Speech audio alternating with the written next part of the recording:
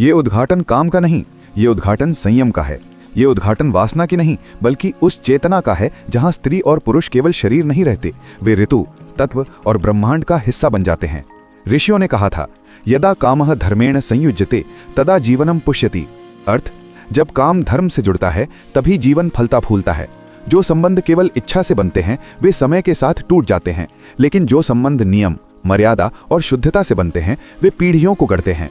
इसलिए संभोग करने से पहले ये 9 नियम आज जान लेना आवश्यक है, क्योंकि यहाँ विषय केवल सुख का नहीं, जीवन, संतुलन और आने वाली संतति के संस्कार का है।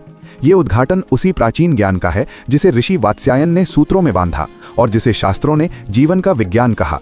ये कथा उस समय की है जब मनुष्य ने काम को वासना नहीं बल्कि विज्ञान माना था, जब स्त्री और पुरुष का मिलन केवल देह का नहीं बल्कि प्रकृति के नियमों के साथ तालमेल का प्रतीक था।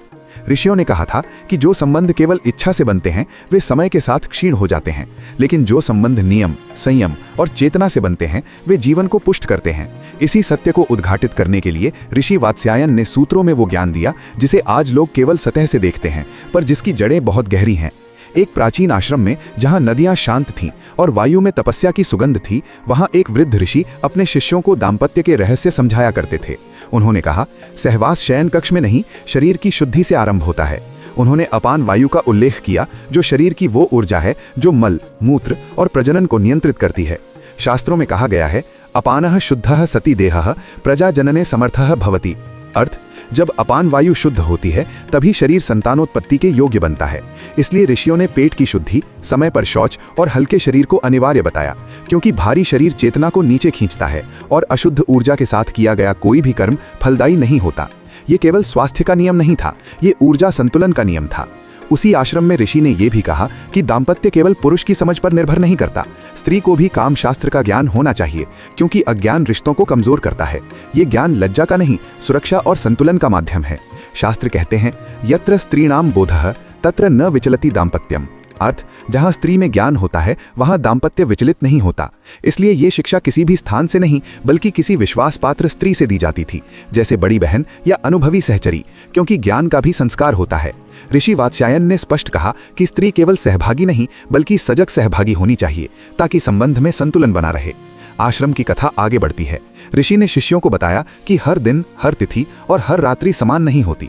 जैसे किसान बिना ऋतु देखे बीज नहीं बोता, वैसे ही बिना समय देखे किया गया सहवास जीवन में अशांति ला सकता है। शास्त्रों में स्पष्ट निषेध है।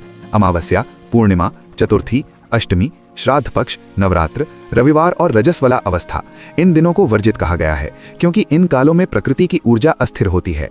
संस्कृत वचन है, निषिद्धे काले कृतः संगः क्लेशम जनयति गृहे। अर्थ, निषिद्ध समय में किया गया संग घर में क्लेश उत्पन्न करता है। ये भय नहीं, चेतावनी थी, ताकि मनुष्य प्रकृति के साथ संघर्ष न करे। ऋषि ने रात्रि के प्रहरों की भी व्याख्या की। उन्होंने कहा कि रात्रि का पहला प्रहर श्रेष्ठ है, क्योंकि उस समय अग्नि संतुलित होती है, मन शांत रहता है और चेतना सात्विक होती है। बाद के प्रहरों में तमस का प्रभाव बढ़ता है, इसलिए कहा गया, प्रथम प्रहरे संगः श्रेष्ठः संतान हेतवे। अर्थ, रात्रि के पहले प्रहर में किया गया संग श्रेष्ठ संतान का कारण बनता है। ये कथा केवल नियमों की सूची नहीं थी, ये जीवन को समझने का मार्ग था। ऋषि ने शिष्यों को बताया कि रोग, संक्रमण या अस्वच्छता की अवस्था में सहवास नहीं करना चाहिए, क्योंकि अशुद्ध शरीर से शुद्ध फल की अपेक्षा करना स्वयं को धोखा देना है। यही कारण है कि शास्त्रों ने स्वच्छता को धर्म के समान माना, और फिर उन्होंने उन स्थानों का उल्लेख किया जहां सहवास वर्जित है, मंदिर, शमशान, चौराहा, गुरु का गृह और पवित्र वृक्षों के नीचे। ये निषेध भय से नहीं, आदर से उपजा था।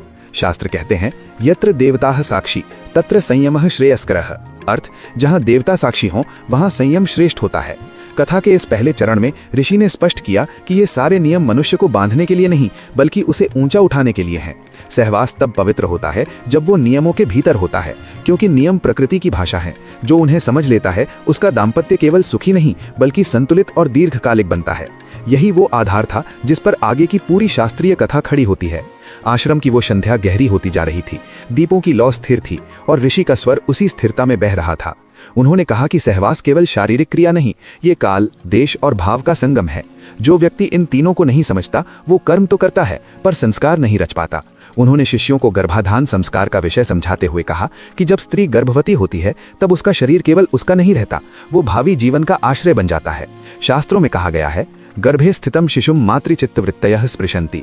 अर्थ गर्भ में स्थित शिशु पर माता के चित्त के भाव प्रभाव डालते हैं। इसलिए गर्भकाल में सहवास से बचने का निर्देश भय से नहीं, करुणा से उपजा था। ऋषि ने समझाया कि गर्भ केवल पोषण नहीं, संवेदना भी ग्रहण करता है। यदि उस समय माता पिता का मन अशांत है तो वही अशांति बीज के रूप में अंकुरित होती है। यही कारण है कि शास्त्रों ने गर्भकाल को संयम और संवाद का समय कहा, जहां स्पर्श के अधिक महत्व शब्द और सुरक्षा को दिया गया। इसके बाद ऋषि ने उन रात्रियों का विज्ञान समझाया जो मासिक धर्म के पश्चात आती हैं। उन्होंने कहा कि प्रकृति स्वयं संकेत देती है कि कब ऊर्जा स्थिर है और कब कोमल। सम रात्रियों को स्थिर ऊर्जा का प्रतीक माना गया और विषम रात्रियों को कोमल ऊर्जा का। ये कोई जादू नहीं था, ये अनुभव से निकला हुआ विज्ञान था। शास्त्र कहते हैं ऋतु ऋतु गुणाः भिन्नाः, अर्थ हर ऋतु में गुण भिन्न होते हैं।